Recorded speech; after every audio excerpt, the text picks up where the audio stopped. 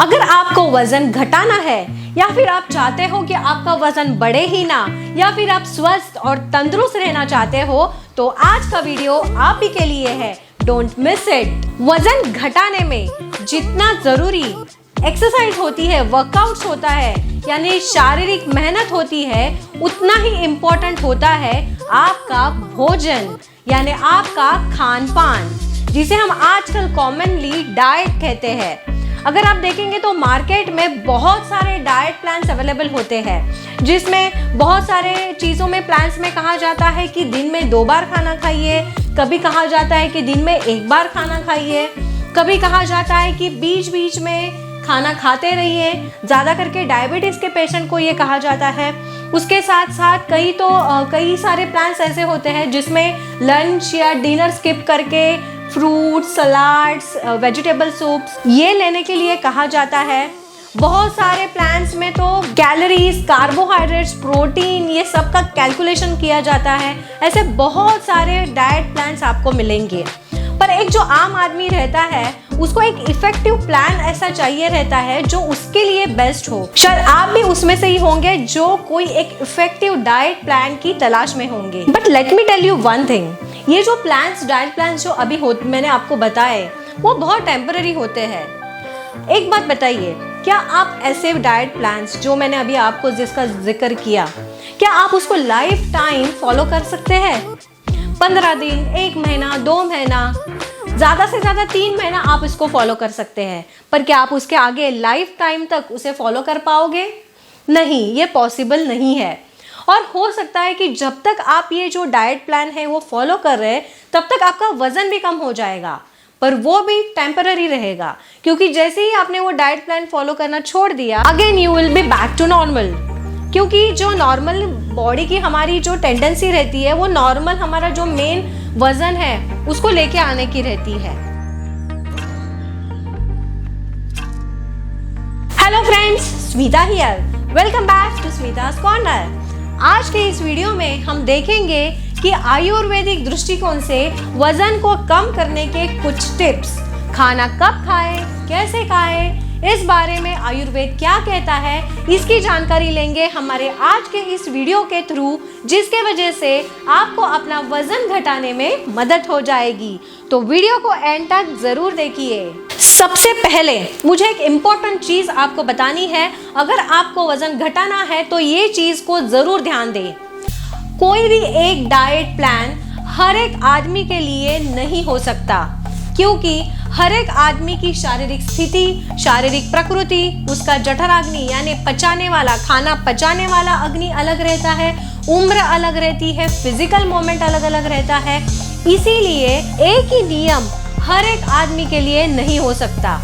इसीलिए आपने देखा रहेगा कि आपके फ्रेंड या आपके आजू बाजू में रिलेटिव कोई तो सडनली पतला हो गए, कोई तो एक स्पेसिफिक डाइट प्लान की वजह से, तो आप भी उसे फॉलो करना स्टार्ट कर देते हैं, पर आपके लिए उसका कुछ फायदा होता नहीं है। तो आप हैरान हो जाते हैं कि वो तो पतली हो गई, मैं अभी तक क्यों नहीं हुई। इसकी वजह यही रहती है कि एक डाइट प्लान, एक नियम हर एक आदमी को लागू नहीं हो सकता। तो चलो सबसे पहले बात करते हैं शारीरिक प्रकृति के बारे में। गर्भावस्था में ही हर एक व्यक्ति की शारीरिक प्रकृति निर्धारित होती है। हम अपनी प्रकृति बदल नहीं सकते, और ये शारीरिक प्रकृति में भी दोष प्रकृति रहती है, यानी वात, पित्त और कफ। तो ये 3 दोषों में, यानी वात, पित्त और कफ, ये 3 दोषों में से कौन सा एक या 2 दोष आप में डोमिनेंट है, उसके आधार पर आपकी प्रकृति बनती है। और ये जो प्रकृति रहती है, तो हर एक प्रकृति में, यानी वात की प्रकृति, पित्त की प्रकृति और कफ की प्रकृति, तो ये प्रकृति में भी जठराग्नि जो रहता है, यानी पचाने वाला अग्नि, हम जो खाना खाते हैं वो पचाने वाला अग्नि जो रहता है, वो भी हर एक प्रकृति में अलग अलग पाया जाता है। आयुर्वेदा में अग्नि को बहुत ही ज्यादा महत्व दिया गया है। आयुर्वेदा में कहा गया है, शांते अग्नो म्रियते, यानी ये अग्नि इतना इम्पोर्टेंट है, अगर ये अग्नि शांत हो गया तो एक आदमी की मौत भी हो सकती है। इतना इम्पोर्टेंट ये अग्नि हमारे शरीर में रहता है। अभी आप कहेंगे ये सब मैं क्या कह रही हूँ आपको, क्योंकि अभी तक तो आपको डाइट प्लान में कैलोरीज, प्रोटीन्स, कार्बोहाइड्रेट्स ये सब सुनने की आदत हो गई है। बट हम अपना बेसिक्स ही नहीं जानते और ये बेसिक समझना बहुत ही ज़रूरी है। कैसे? मेरा वीडियो एंड तक देखिए, आप ज़रूर समझ जाओगे। तो मैं कह रही थी 3 प्रकृति रहती है, वात, पित्त, कफ, और हर एक के प्रकृति के हिसाब से वो जठराग्नि रहता है। जैसे समझो एक आदमी वात प्रकृति का है तो उसमें जो जठराग्नि रहेगा वो विषम रहेगा, यानी उसको कभी भूख लगेगी, कभी भूख नहीं लगेगी, कभी बहुत ही ज़्यादा भूख लगेगी, तो कभी कभी जो खाया है वो पचेगा भी नहीं और भूख भी नहीं लगेगी, यानी विषमता रहेगी, इनका जठराग्नि विषम रहेगा। अगर कोई पित्त प्रकृति का है तो उनका जो जठराग्नि है वो बहुत ही तीक्ष्ण रहेगा, उनको बहुत जोर से हमेशा भूख लगेगी, बहुत जल्दी जल्दी वो लोग खाना मांगेंगे आपसे, और वो जितना खाएंगे उतना पचाने की ताकत भी उनमें रहती है, क्योंकि उनका जठराग्नि जो रहता है वो बहुत ही पावरफुल यानी तीक्ष्ण रहता है। तो ये जल्दी से वो पचा भी लेंगे और फिर से आपके पास खाना मांग लेंगे। और तीसरी कफ प्रकृति, इनका जो जठराग्नि रहता है वो बहुत ही मंद रहता है, स्लो रहता है, उनको ज़्यादा भूख ही नहीं लगती, वो जो खाया है उनको पचाने में भी इनको बहुत ही समय लगता है और उनको ज़्यादा भूख लगेगी ही नहीं। तो इनका जठराग्नि कैसा रहेगा? बहुत ही स्लो रहेगा।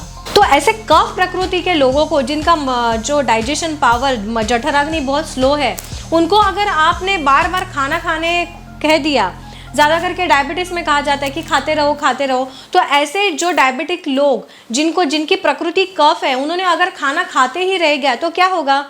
एक तो पहले खाना हुआ, खाया, उन्होंने पचाया भी नहीं है क्योंकि उनकी डाइजेस्टिव पावर स्लो है, ऊपर से और वो खाना खाते जा रहे, जिससे क्या होगा? ये जो अनडाइजेस्टेड फूड है उससे आमदोष बनता है, और ये आमदोष हमारे शरीर में अगर स्टार्ट हुआ क्रिएट होना तो बहुत सारी शारीरिक समस्या पैदा होती है। उसके साथ साथ फैट्स आपके बॉडी में डिपॉजिट होंगे और आपको मोटापा हो जाएगा, और ये मोटापा की वजह से आपका डायबिटीज़ तो बढ़ेगा ही, उसके साथ साथ बहुत सारी अदर समस्याओं का भी आपको सामना करना पड़ेगा। वैसे ही अगर कोई पित्त प्रकृति का है और अगर आपने उसको कहा कि खाली एक ही बार आपको खाना खाना है बस और नहीं खाना है, या लिमिटेड खाना खाना है, तो क्या होगा? वो ये सहन ही नहीं कर पाएगा, क्योंकि जिसका प्रकृति पित्त है उसको बहुत ज़ोरों से भूख लगती है और एट द सेम टाइम उनकी पचाने की शक्ति भी उतनी रहती है। तो अगर आप उसको भूखा रखेंगे ऐसा आदमी को, तो उसकी वजह से और बहुत सारी समस्या शुरू हो जाएगी। तो इसी तरह आपको कितना खाना है, कब खाना है, ये आपके जठराग्नि पे डिपेंड होता है, यानी आपका डाइजेशन की पावर आपकी कितनी है उस पर डिपेंड होता है। अभी आप कहेंगे कि अगर मेरी कफ प्रकृति है तो क्या मैं अपना मतलब मेरा जठराग्नि स्लो है तो मेरा वज़न घट ही नहीं सकता क्या? ऐसा नहीं है।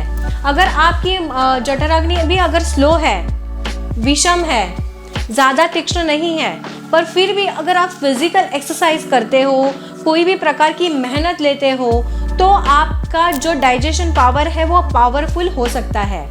इसीलिए जठराग्नि बढ़ाने के लिए फिजिकल मूवमेंट बहुत ही ज़रूरी होती है। आप अपना खाना पचा सकते हो या नहीं, ये डिपेंड होता है कि आप एक्सरसाइज करते हो या नहीं।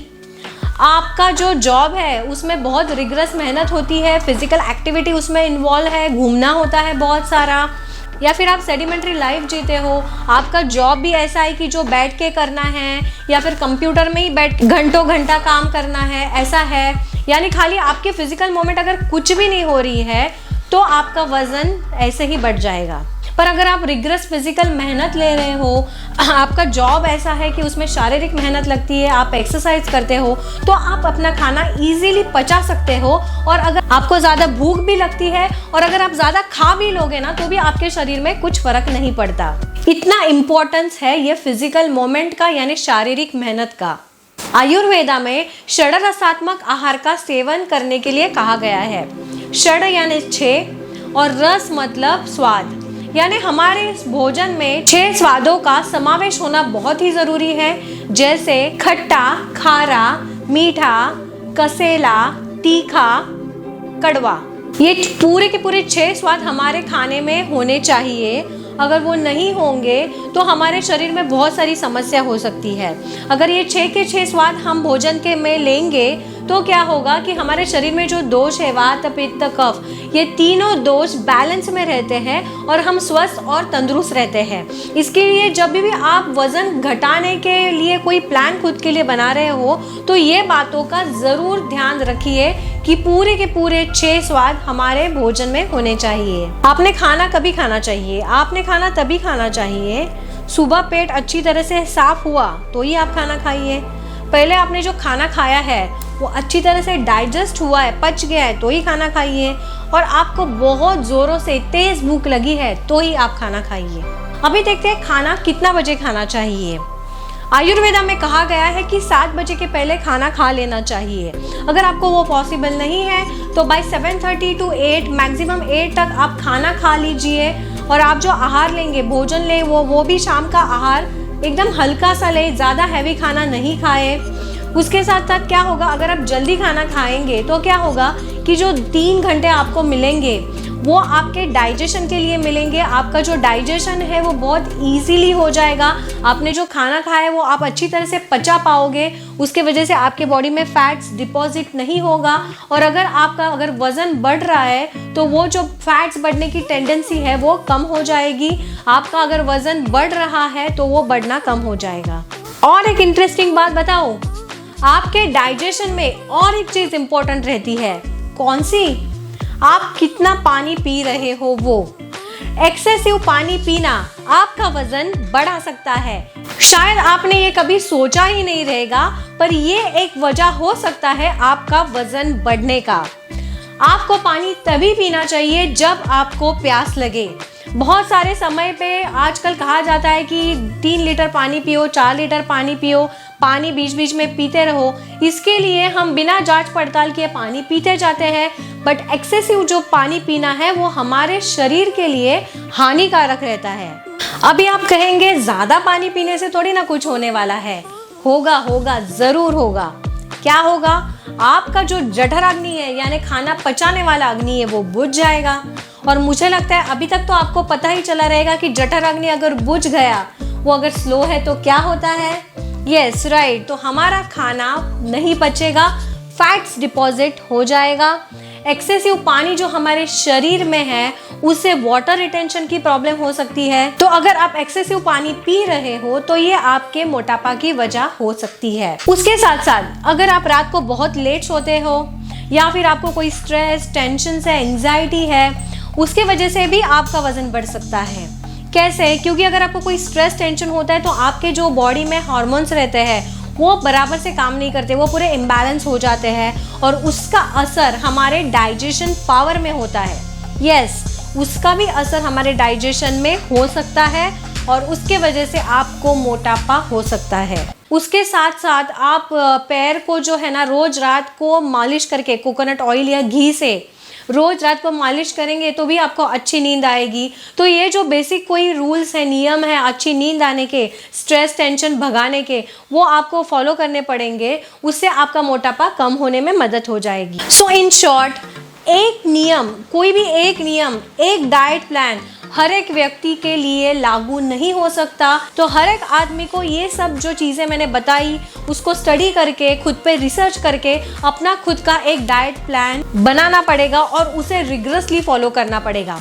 पर अगर आप जनरल रूल्स की बात करेंगे तो मेरे हिसाब से अगर आपको वजन घटाना है तो आप दिन में 2 बार खाना खाएं। जैसे मैंने कहा, शाम का खाना हल्का खाएं, 7 बजे या 7, साढ़े 7 बजे खाइए। उसके साथ साथ बाहर का खाना, पैकेज फूड या बाहर का जो हम खाना खाते हैं उसे पूरी तरह बंद कीजिए। क्योंकि मैं अवॉइड तो नहीं कहूँगी, क्योंकि अगर आपको वज़न घटाना है तो उसे छोड़ना ही पड़ेगा। एटलीस्ट कुछ समय तक तो आपको छोड़ना पड़ेगा। उसके साथ साथ शुगर, मैंने जैसे कहा था, शुगर से भी बहुत सारे प्रॉब्लम्स होते हैं, हमारा वज़न बढ़ता है। तो शुगर को पूरी तरह बंद कीजिए।